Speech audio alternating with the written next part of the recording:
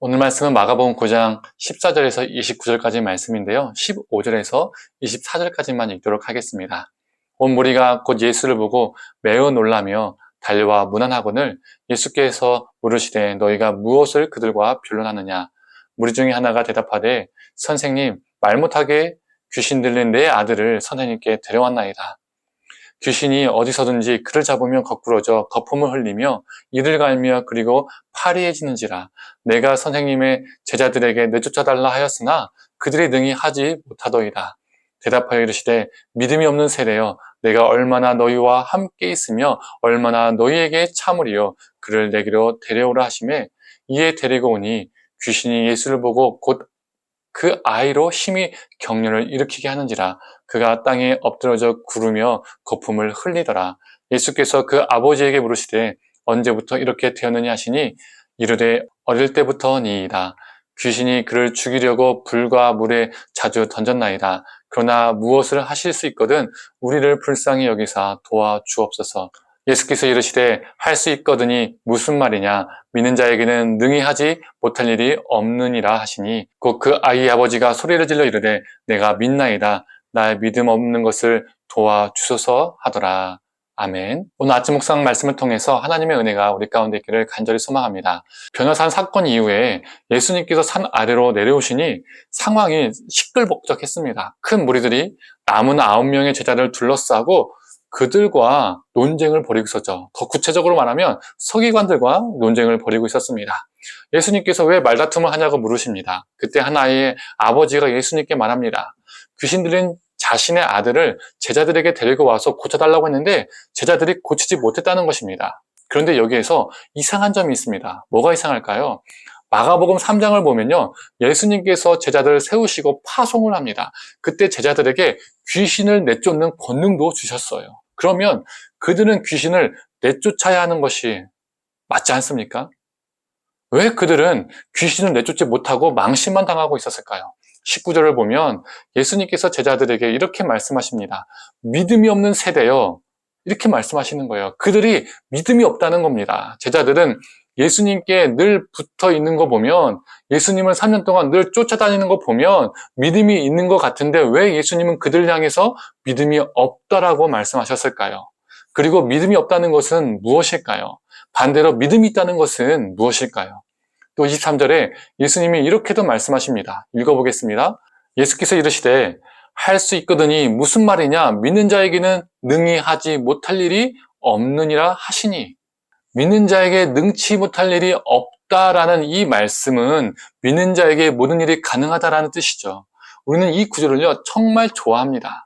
그런데 이 예수님의 말씀은 믿음 만능주의를 말하는 것일까요?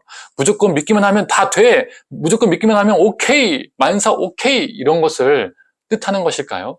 예수님을 믿는다고 모든 일이 다 술술술술 잘 풀리셨습니까? 믿었는데도 안 된 적도 있고 실패한 적도 있고 좌절한 적도 있습니다. 성경을 보아도 믿음의 사람들을 보면요. 모든 것이 만사 형통했습니까? 아닙니다. 어찌 보면 우리보다 더 신실했는데 믿음으로 충만했는데 실패한 적도 많고요. 좌절한 적도 많이 있습니다. 그렇다면 오늘 본문 속에서 예수님이 말하는 믿음이란 만사 형통 또는 만능을 말하는 것이 아니라면 무엇을 말하는 것일까요?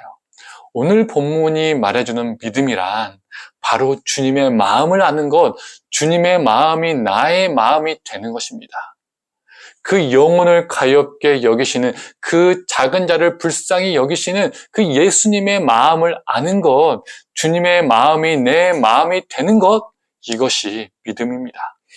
귀신을 내쫓지 못한 제자들은 어리둥절해서 왜 우리는 귀신을 내쫓지 못했습니까? 라고 예수님께 묻습니다. 그때 예수님께서 말씀하시죠. 29절의 말씀입니다. 기도 외에 다른 것으로는 이런 종류가 나갈 수 없느니라 하시니라. 이 구절도 믿음 만능주의와 같이 기도 만능주의, 기도 만사 형통으로 적용되는 경우가 참 많이 있습니다. 그런데 솔직히 기도한 거 다 응답 받으셨습니까? 받은 것도 있지만 받지 못한 것도 우리는 있습니다. 기도란 무엇입니까? 내가 원하는 것을 얻기 위해서 하는 것이 기도입니까? 아니죠. 기도란 주님의 마음을 알아가는 것입니다. 진정한 기도는 주님의 마음을 갖게 되는 것입니다. 주님의 뜻을 깨달아 알게 되는 것이죠.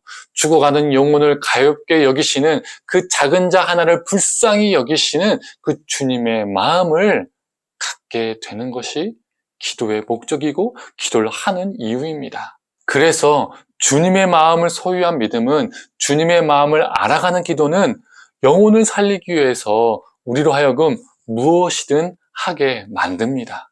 즉, 믿음을 갖게 되면, 즉, 기도를 하게 되면 주님의 마음을 알게 되어서 그 주님의 마음 때문에 나의 것을 내려놓고 나의 것을 희생하고 나의 것을 손해보는 행동을 하게 된다는 겁니다. 모든 것이 가능케 된다는 것이죠. 그래서 주님의 마음을 소유한 믿음과 기도는 모든 것을 가능하게 합니다. 성도님들, 오늘 하루도 주님의 마음으로 살아가는 믿음의 사람, 오늘 하루도 주님의 마음으로 간구하는 기도의 사람으로 살아가길 간절히 소망합니다. 그 안에서 우리 하나님께서 생명의 역사를 가능케 하실 것입니다. 모든 것을 이루실 것입니다. 이 시간 함께 기도하겠습니다. 하나님, 혹시 오늘 본문 말씀을 기도 만능주의 그리고 믿음 만능주의로 우리가 해석하고 적용하며 살고 있지는 않은지요. 하나님, 다른 것이 믿음이 아니라 주님의 마음을 알아가는 것, 주님의 마음이 내 심령에 깊이 새겨지는 것, 나의 마음이 주님의 마음이 되는 것임을 보게 됩니다. 하나님, 또 기도란 내가 원하는 것을 갖는 것이 아니라 주님의 마음을, 주님의 뜻을 깨달아가는 것임을 보게 됩니다. 하나님, 주님이 원하는 믿음, 주님이 원하는 기도를 하여서 하나님, 모든 것을 이룰 수 있는 우리가 되게 하여 주시옵소서. 그것이 손해보는 것일지라도, 그것이 나에게 아픈 것일지라도, 나의 것을 내어주는 것일지라도 우리가 주님의 마음을 알아서 모든 것을 할 수 있는 자 되게 하여 주시옵소서.